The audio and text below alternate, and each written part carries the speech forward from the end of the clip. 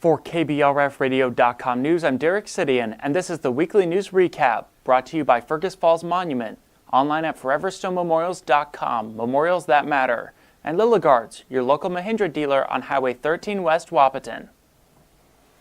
Another year of WeFest is over, and with it, the Becker County Sheriff's Office has revealed the statistics of law enforcement's involvement in the incidents from the weekend. In total, the Sheriff's Office responded to 208 calls for service related to WeFest, including 7 assaults, 15 disorderly conduct complaints, 2 reports of theft, and 1 sexual conduct complaint. Among the calls for service, Becker County deputies served citations to 123 people, with 114 charged for minor consumption of alcohol, 5 charged with disorderly conduct, and 6 charged for fleeing on foot. Deputies also arrested 16 people that were held in Becker County Jail, not including arrests made by the Minnesota State Patrol. The full list of statistics provided by the Becker County Sheriff's Office can be found on KBRFradio.com. At around 5:28 Sunday evening, the Minnesota State Patrol responded to a motorcycle versus passenger vehicle accident in Ogema. According to officials, the vehicles were heading south on Highway 59 near Main Street when they collided. The driver of the motorcycle, 60-year-old Marvin Robert Byer of Frazee, was transported to Essentia Health for treatment of non-life-threatening injuries. His passenger, 56-year-old Tammy Ann Byer of Frazee, also suffered non-life-threatening injuries, though she was not transported for medical attention. The occupants of the passenger vehicle did not suffer injuries. At around 12:24 Sunday afternoon, the Minnesota State Patrol responded to a 3-vehicle accident on I-94 in Alexandria. According to officials, the vehicles were heading east on I-94 near mile marker 103 when they collided. 3 people were transported to Alamere Health for treatment of non-life-threatening injuries.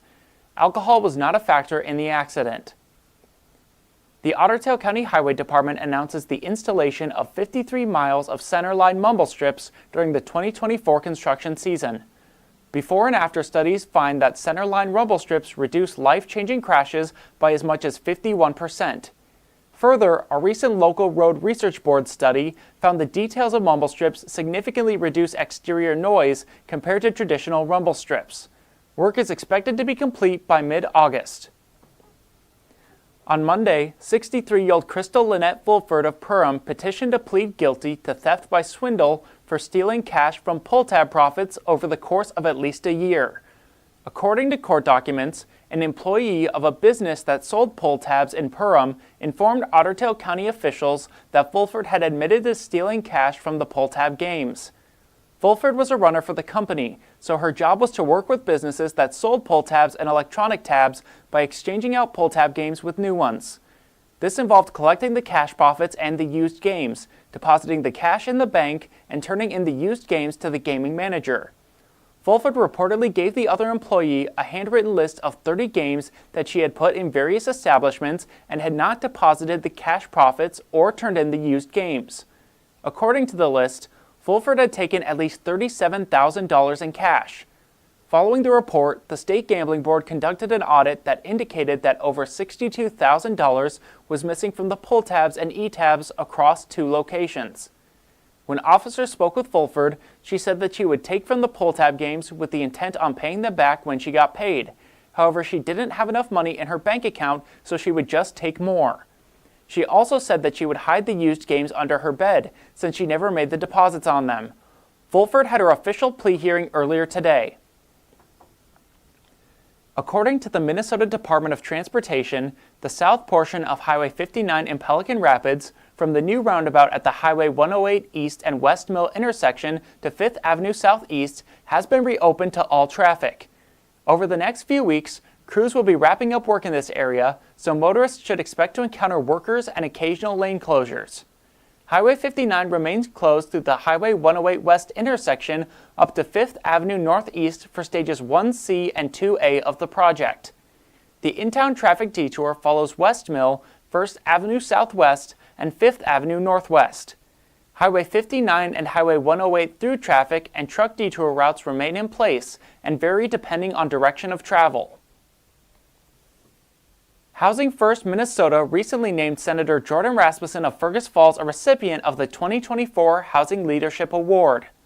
Senator Rasmussen received this honor for his dedication during the preceding legislative session to advance housing affordability and homeownership. Minnesota is currently experiencing a high demand for more affordable housing, especially among first-time homebuyers. Right now, cities impose costly aesthetic rules like requiring brick siding or extra porches that make homes more expensive but do not improve safety. This drives up costs for buyers and blocks the construction of affordable homes. To help address this issue, Senator Rasmussen introduced a key policy to limit cities' expensive aesthetic requirements on building permits and property developments. Specifically, it prevents cities from mandating certain building materials, minimum square footage, particular architectural features, garage sizes, or the inclusion of amenities that require a homeowners association. Additionally, Housing First Minnesota recognized Senator Rasmussen for his bipartisan work on legislation to eliminate minimum parking requirements.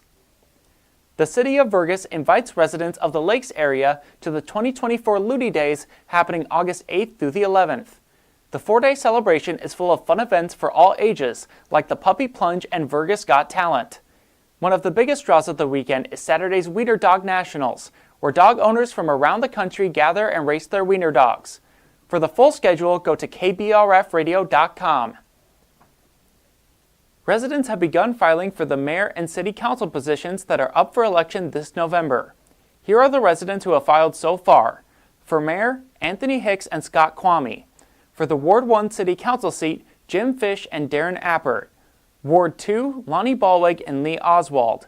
Ward 3, Nate Cundy and Mike Mortensen. Ward 4, Laurel Kildee.